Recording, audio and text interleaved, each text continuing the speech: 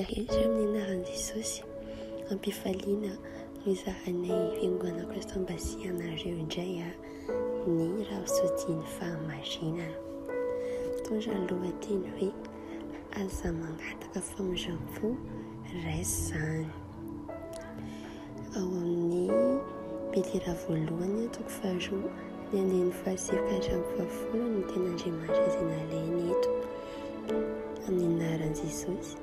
Fa ianareo kosa dia taranaka voavidy, fanjakam-pisorana, firenena masina, olona nalain'Andriamanitra ho an'ny tenany, mba ilazanareo ny hatsaran'ilay niantsanareo hiala tamin'ny maizina ho amin'ny fahavazavana mahagaga. Dia ianareo izay tsy firenena akory fahiny, fa ankehitriny efa olon'Andriamanitra, izay tsy namindrana fo, fa ankehitriny efa namindra fo. Amen.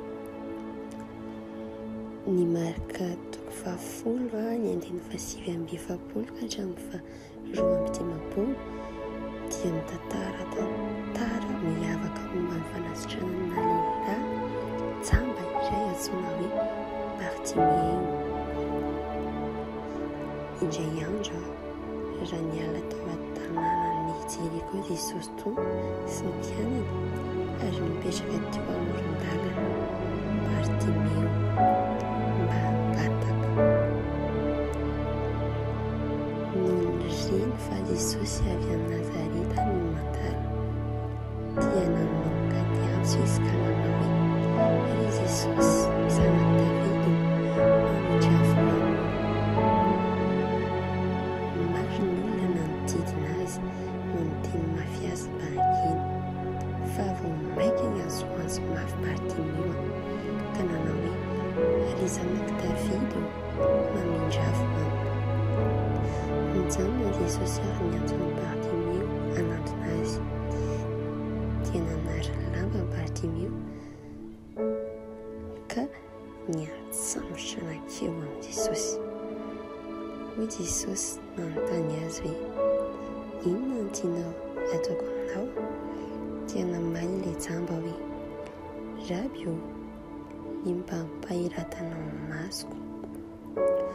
Noho ny fonon'ny Bartimeo dia nilaza Jesosy hoe mandeha ihany ianao, ny fononao no efa namonjy anao. Amen. Dia nahiratra niaraka tamin'izay ny masony. Nangataka tamin'ny tompo izy mba hamindra voa aminy ary nahomby izany. Fa amin'izao andro izao nefa dia tsy tahaka ny Bartimeo. Amin'ny mahazava-boary vaovao amin'ny Kristy ianao dia tsy mila mitomany na mivavaka na mitalao amin'ny tompo ianao mba hamindra voa izy. Efa nahazo famindram-po ianao. Alleluia.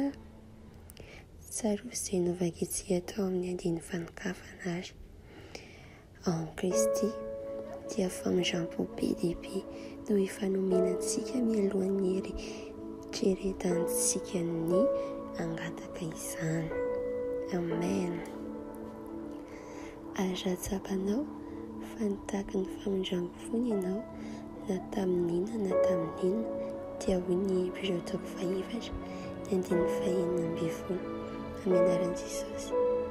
Koa aoka isika nantona ny seza fiandriana ny fahasoavana amin'ny fahasahiana mba ahazoantsika famindram-po sy ahitantsika fahasoavana ho famonjena amin'izay andro mahory. Amen.